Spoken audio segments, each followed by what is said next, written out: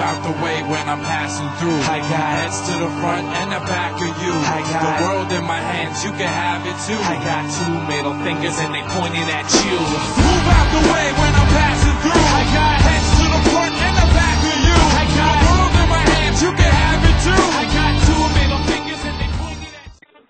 You said it's only a matter of time before the U.S. gets hit by radical Islam. You talked about the World Trade Center and kamikazes. What is it you were able to see in the mid-1990s that so many analysts, like the leaders in the West, couldn't see?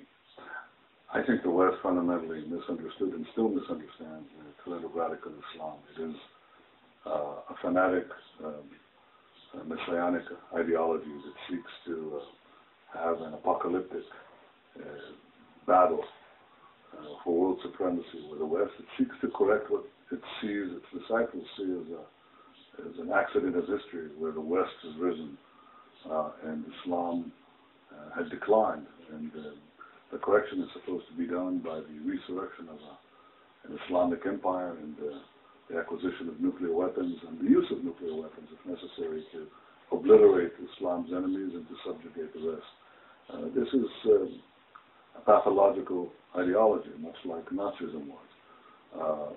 And it poses a threat, in my judgment, in many ways bigger than Nazism, because Hitler embarked on a world conflict and then sought to achieve nuclear weapons, whereas the leading radical Islamic regime, Iran, is seeking to first acquire nuclear weapons and then embark on a world conflict. And that is what is not yet understood in the West, and certainly if it's understood, it's not active. The president of Iran has an apocalyptic theory that it will be a couple of years until the end of the world. In your view, how is that driving Iranian foreign policy? Because that's not something that Western analysts are talking much about. I think the world changes once Iran acquires nuclear weapons. With this fanatic regime, it's almost akin to the Branch Davidians under David Koresh acquiring nuclear weapons. You know, it's one thing if you have a crazy sect stuck up in some commune in Oregon or in a ranch in Waco, Texas. But when the wacko from Waco gets nuclear weapons and he wants to obliterate the United States and its allies, then you start worrying. And that's what is happening in Iran. You think that these people are normal. You think that Iran would conform to the conceptions of deterrence and careful calculation of cost and benefit. But in fact, it is part of that stream of radical Islam, this is Shiite stream. But you've already seen what the Sunni stream does, which is to smash into buildings in Manhattan with collective suicide, to smash into the Pentagon with collective suicide. And there's no reason to believe that the militant Shiites, once they have atomic weapons, will not be suicidal. They say openly that they intend to remove Israel, the first position of the West, really little Satan. But remember that their goal is to get the United States, the big Satan. We're just a station, one station on the way to world conquest. And to have such a regime that believes in an apocalyptic Armageddon with the West, in which millions will die on both sides, but the Muslim millions go to a Muslim heaven with all the trappings, to have that crazy ideology in charge of a country that is developing atomic weapons is unbelievably dangerous, and it should stop. Everything else is secondary to this. I find it hard saying this because I said in the early 90s that the radical Muslims would bring down the World Trade Center, and the response was no response at all. And I'm saying here now, in the beginning of the first decade of the 21st century, that the world faces an enormous danger should Ahmadinejad's Iran acquire atomic weapons. It's not merely a danger to my own country, and for the reasons of full disclosure, I tell you, yes, it is a danger to my own country, but it's a danger to my own country the way Hitler was a danger to the Jews. Yes, of course, he went after the Jews, but then he went after everyone else, and that's exactly what you have with Iran. It has to be stopped now. Can you negotiate with or even successfully deter someone who believes that it is his God-given mission to eliminate millions of people?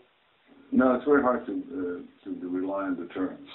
It is not the same as Soviet Russia. It is not the same as China or India or any one of the nuclear powers today. That you're fairly comfortable understanding that they think in terms of cost and benefit. In the case of a extreme religious cult that has no such calculations, you could in fact face a suicidal regime. Therefore, you can't rely on deterrence. You should work on prevention. That is, preventing them from acquiring the weapons of mass death. How much time does the West have to make a decision to act decisively to stop Iran? Not much. We're running out of time. I can't tell you if it's a period of months or a few years. It's certainly no more than a few years. Natan Sharansky, tell us a story about what a couple of years ago you sent him back to Moscow to meet with then KGB chief Vladimir Putin to talk about this specific threat. Why did you send him? Because this relationship takes Russia and Iran to a new level. I think there's a fundamental contradiction in Russia's policy. On the one hand, it gives free rein, or almost free rein, to Iran, giving it political support, giving it anti-aircraft weapons and so on, vetoing stiff measures in the Security Council. But on the other hand, it's building inadvertently a powder keg that could explode the soft underbelly of Russia, its own Muslim populations and the Muslim republics, former Soviet republics, that gird Russia's southern belly. So I think this is a big mistake. I think nuclear weapons in the hands of an Iranian fervently Islamic regime is a danger to Russia. But Russia is perhaps acting on short-term gains at the cost of long-term interests. And this is something that I wanted to bring to their attention when I asked Sharansky to go there. It's something that I sought to deal with by getting the U.S. administration at the time to apply sanctions on Russian companies and the Russian government itself for selling ballistic and nuclear technology to Iran. We weren't successful then because the U.S. did not focus on this. And the question is, what will the U.S. do today? It has probably in Washington today, I think, a clear understanding of the dangers, but understanding that there are really two steps here. One is understanding the danger. Two is preparing a response to it. And third is acting.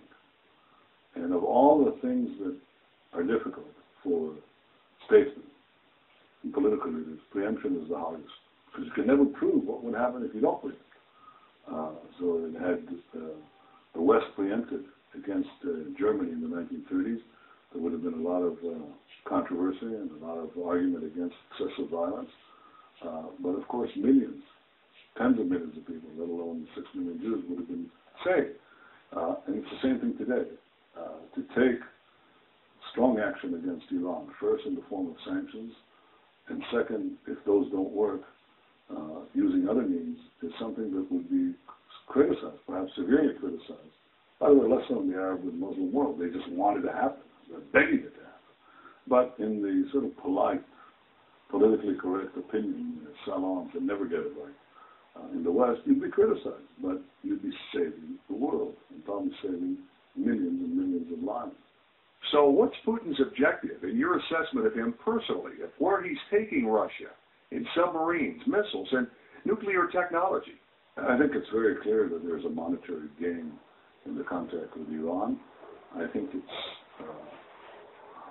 folly to take a perspective of short-term financial gain at the expense of your vital strategic interests, the survival of your cities. That is not a good trade-off. And I think that it would be prudent for Russia to take a second look. It may not. So the U.S.-led action should take into account the fact that the U.S. will not have Russian support, will not have Chinese support. Then there are things that could be done to put pressure on the Ahmadinejad regime today that doesn't require anything. It doesn't require governments. It requires pension funds to stop giving companies, to withdraw their funds from companies that invest in this apartheid and rather this genocide regime of Iran, just the way they stopped investing in the apartheid regime in South Africa. That would create a snowball effect that would seriously pressure the regime. So these things, non-governmental and governmental sanctions and governmental action, whether you have a common front with Russia and China or without them, that is what leadership is about today. You have to act in time before the radical Muslims arm themselves with atomic bombs.